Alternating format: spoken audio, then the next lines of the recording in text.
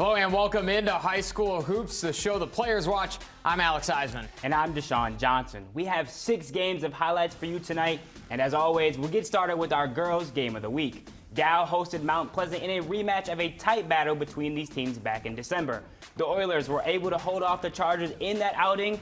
Would it be a sweep, or would the hosts get revenge this time? Early on, it seemed like they might, thanks to this smooth drive and floater from Allison Stockton. But after the basket, the Oilers going on a run to start this game. Chargers bringing out the press, but Lexi Barodachuk just ignoring it as she gets the layup to fall. Then on the next possession, her sister Morgan Barodachuk showing off the effort, snagging this rebound and going up again for the second chance points. Back on the Chargers side, they were looking to answer back in a big way, so they go to Delaney DeBoer, who connects from three-point land. Then in transition, Stockton on a straightaway to the basket, takes the contact, no whistle, but the basket still counts. This game getting interesting. Now back to the Oilers, and some extra effort this time from Lizzie Laney, and she continued with the hustle all night, getting another second chance basket opportunity. This game went all the way down to the wire, but with just seconds on the clock, Lexi Barodachuk able to ice the game from the free throw line to earn Mount Pleasant the season sweep over Dow. They take the win, final score 36-35. Now we'll head down to Linden for a rivalry matchup between the Eagles and Fenton. A deep two from Ryan Becker here to get the host going. Linden in transition. Madeline Summers pulls up and knocks down the tray ball. They're off to a hot start. The other end, Charlie Peabody, offensive rebounded putback bucket for the Tigers. But before Lucy Weber goes to work down low, you can count the basket and the foul. Then another putback two here. This time Katie Weber, the Eagles on the attack here. Lila Nestor, top of the key, money from distance. These teams battling it out. Lucy Weber cleans the offensive glass again. Drops in another pair. Linden working a great feed from Madeline Ford to Kendall Jarrett, who lays it up and in. Now to Fenton, Madison Eltringham, dribble drive and a smooth finish. Start of the second half, Becker grabs the rebound and is good on the second chance. The Eagles jumped out to a decent lead in the third, but the Tigers would end up storming back. They go on to avenge their loss from earlier in the season and pick up a critical conference win as well. Fenton gets a 37-30 victory. Finals girl game of the night, it's the John Glenn Bobcats hosting the Alma Panthers.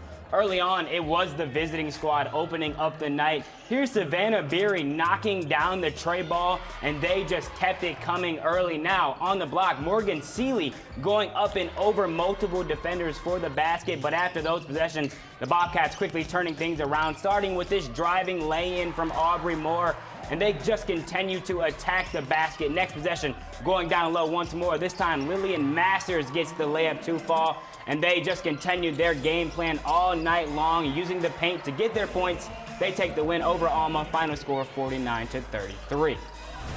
Every time we go to girls basketball games in the state, there's always some great, tonight it was a defensive battle in all of our games, but Linden Fenton, close one. Nice to see some parity between those two teams, a little 1-1 split. And Mount Pleasant Dow, man.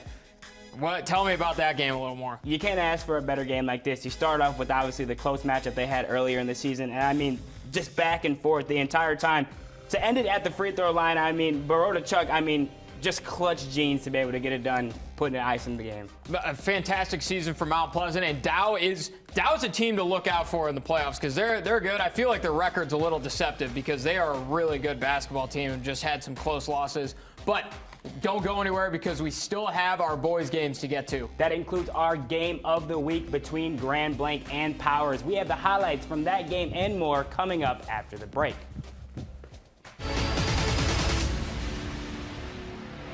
Welcome back in from the break, and now it's time to tip off our boys basketball coverage. This week's game of the week featured two of the region's top teams in Grand Blanc and Powers. They're combined 26-6 on the season. The Bobcats got the better of the Chargers their last time out, so the visitors were trying to return the favor of this go-around. Grand Blanc looking to strike first, and a deep three from Kayston Sendry will do that. A good way to get them fired up. Powers inbound play goes to Andrew Caldwell in the corner, and he cashes the trifecta. Now it's Emmanuel Cooley going to work. The turnaround jumper is good. What a tough shot by the sophomore. Charges in transition to Eli Sturgis, pulls and buries it from distance. Cooley again to Jay Stinson, hitting the mid-range just beyond the free throw line. Powers misses one here, but Tyler Wood on cue grabs it and converts the putback.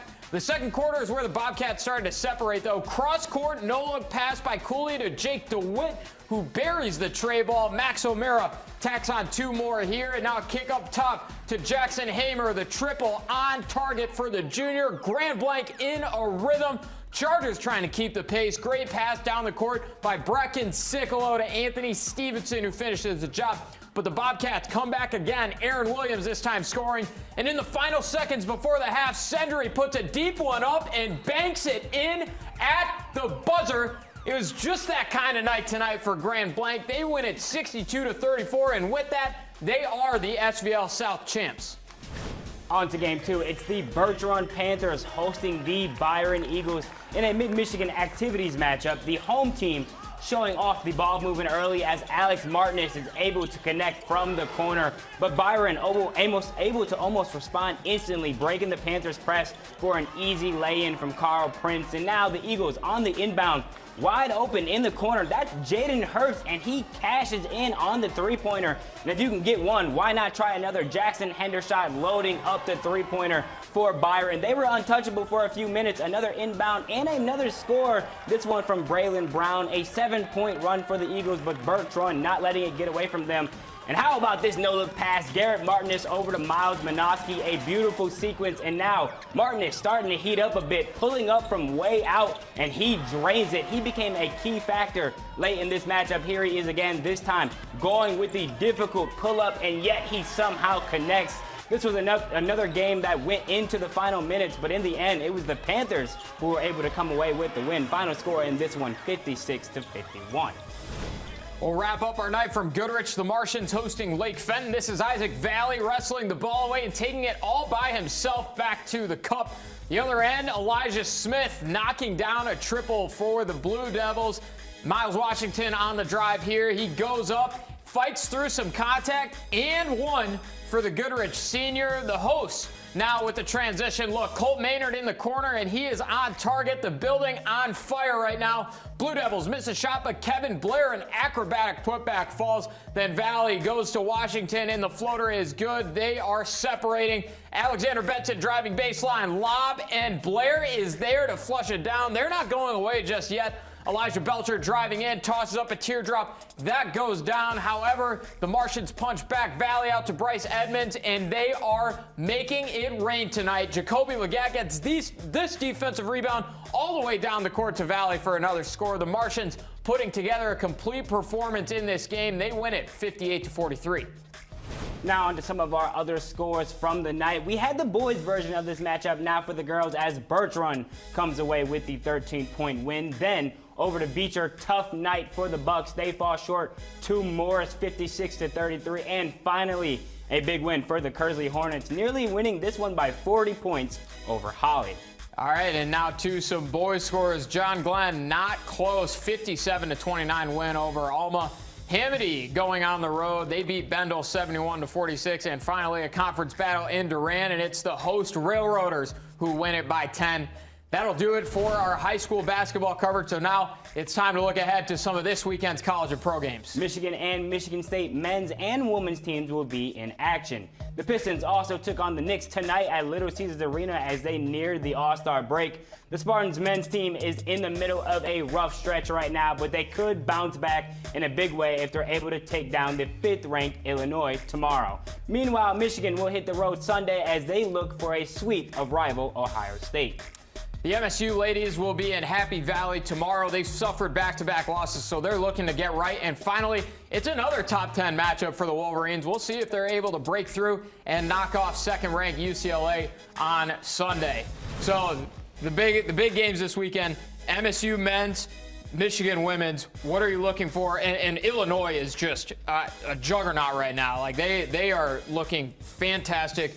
What is it going to take for MSU to be able to knock them off? It's honestly probably going to take a lot from this squad. I mean, you got a tough position in what is supposed to be a get-right game, but you got not an easy appointment against the Illini, who have just been taking down teams at an impressive matchup. I mean, you got the Spartans who have obviously lost 2 really tough games. They're going to need to really put everything together. Izzo, key point defense is what they're going to need to get off against Illinois. And it's a tough week for them too. Divine Ugochukwu officially out for the season. What are they missing now with a guy like that out of the rotation? Exactly the point Tommy has been making this whole time. Their defensive stretch, I mean, they've got quite a few scorers on the team, but it's getting back on the other side. We've heard some hot takes from Izzo this year about who can guard who and who can't guard.